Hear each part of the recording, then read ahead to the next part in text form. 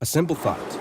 Monkeys, that are known to have a developed social life, organize in small groups of several dozen members. The size of each of these groups is limited. In order for them to function, all members of the group need to know each other well. The average size of the group changes from 20 to 50 members. When the number of monkeys in a group passes a certain threshold, the social order crumbles, and the group tends to split into two separate groups. A similar situation can be found amongst humans as well. The invention of language and gossip has helped us shape larger and more stable groups. Sociological research indicates that the maximum natural size of a group of humans is roughly 150 members. Most humans are just incapable of intimately knowing more than 150 people, so even today, the threshold of human organization is around the number of 150 members. Man is a social creature, and the feeling of loneliness can drive him mad.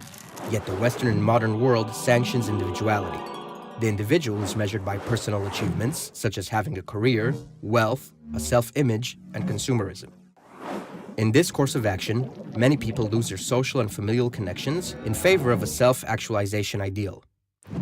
As the social fabric in the Western world weakens, it is not surprising that more and more people define themselves as lonely, and thus, loneliness has become the most common ailment of the modern world. One of the possible reasons for this ailment is the online social network. In a world where time is money, in which our surroundings heavily pressure us to achieve more and more, our social life becomes tainted and more demanding than ever before. And then there's technology. Simpler, hopeful, optimistic, ever young. We become addicted to virtual romance, disguised by the social network which supplies an impressive platform that allows us to manage our social life most effectively. However, our fantasies about substitutions are starting to take a toll. We're collecting friends like stamps, not distincting quantity versus quality, and converting the deep meaning and intimacy of friendship with exchanging photos and chat conversations. By doing so, we're sacrificing conversation for mere connection, and so a paradoxical situation is created, in which we claim to have many friends while actually being lonely.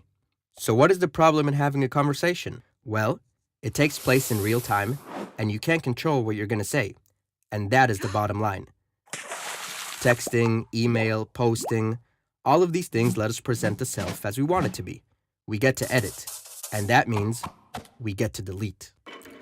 Instead of building true friendships, we're obsessed with endless personal promotion, investing hours on end building our profile, pursuing the optimal order of words in our next message, choosing the pictures in which we look our best, all of which is meant to serve as a desirable image of who we are. We're expecting more from technology and less from each other. The social networks aren't just changing what we're doing, but also who we are. And that's because technology appeals to us most where we are most vulnerable. And we are vulnerable. We are lonely, but we're afraid of intimacy, while the social networks offer us three gratifying fantasies. One, that we can put our attention wherever we want it to be. Two, that we will always be heard. And three, that we will never have to be alone. And that third idea, that we will never have to be alone, is central to changing our psyches. It's shaping a new way of being. The best way to describe it is, I share, therefore, I am. We use technology to define ourselves by sharing our thoughts and feelings, even as we're having them. Furthermore, we're faking experiences so we'll have something to share, so we can feel alive. We slip into thinking that always being connected is going to make us feel less alone.